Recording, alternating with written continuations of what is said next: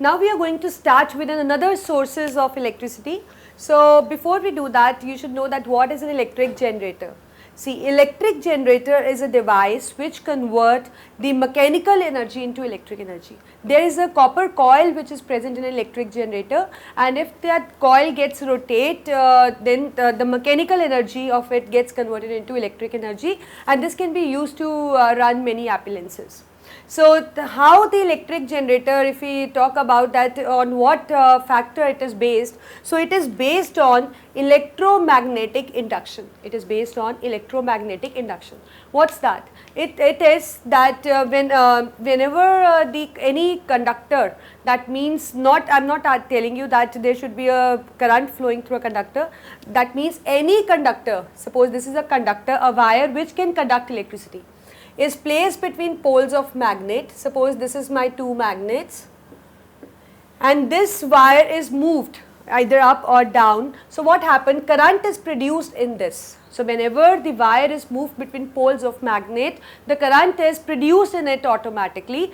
Although you can say that magnitude of that current is not too much, but still there is a current, and that current is called as induced current.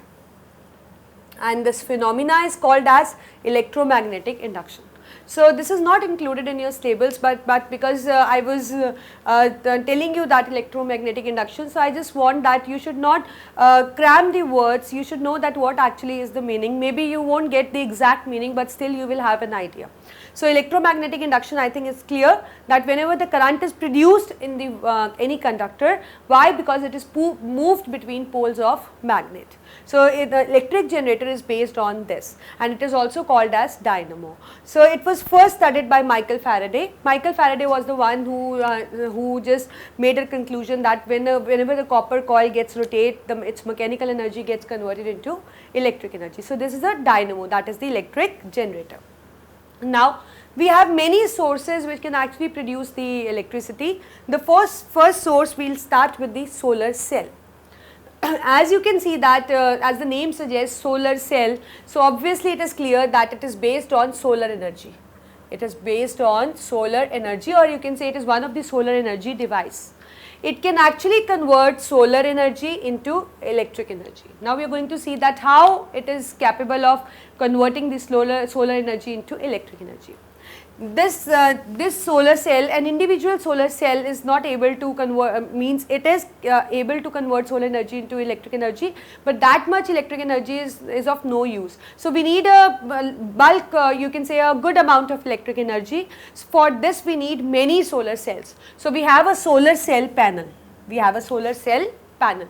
Solar cell panel is actually a collection of almost 100 solar cells which are connected to each other by means of wire, and these solar cells are made up of semiconductor.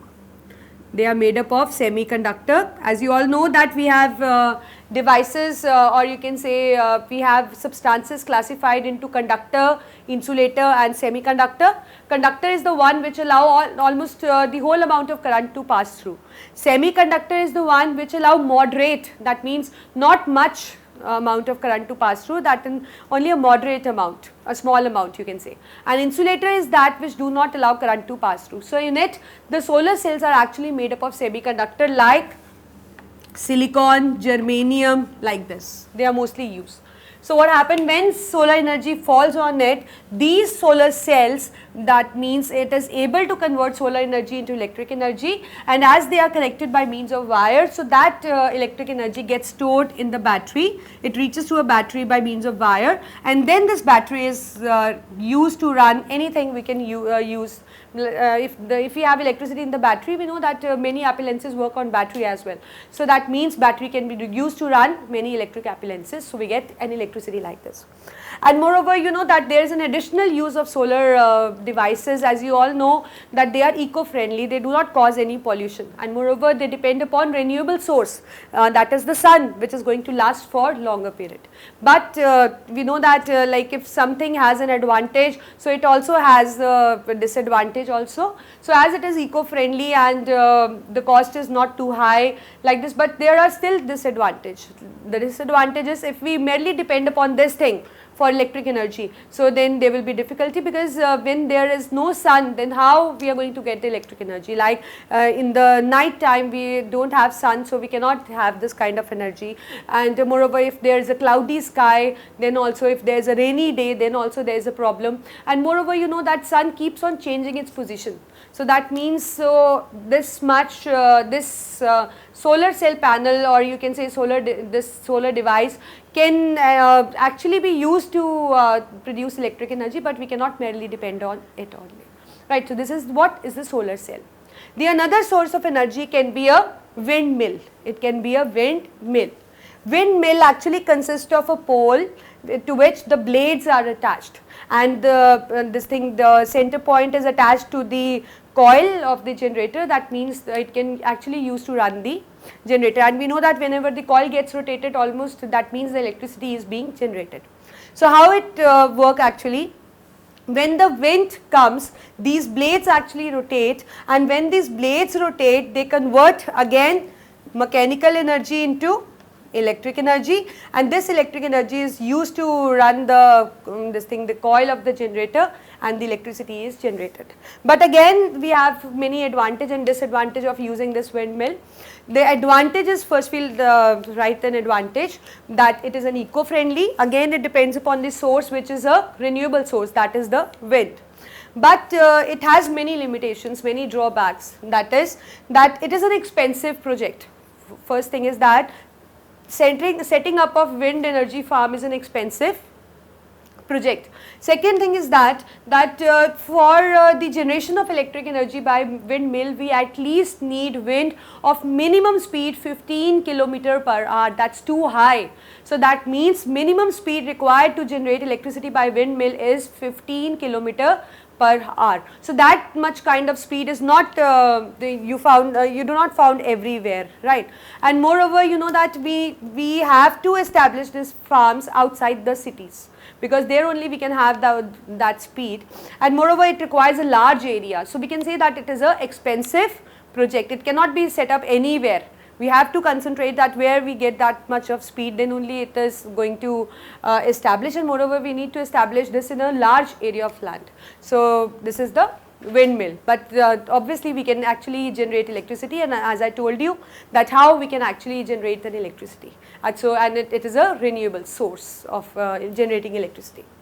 Next is the electricity from water. You all are aware of hydel power stations. So what is there? There we have dams situated at height, and there are certain gates, and when the gates are open, the water from the dam is allowed to move with high speed, and when this high speed water falls on the turbine, it runs the turbine is further attached to the coil of the generator, and the electricity is generated. But again, we have many advantage and disadvantage, and one thing you need to notice, that more is the height of the dam, more amount of electricity is produced, because it has more amount of kinetic energy. In this also, the kinetic energy of water gets converted into the electric energy. But again, it has many advantage and disadvantage. One is that it depends upon a renewable source, that is free of cost and almost obviously eco-friendly.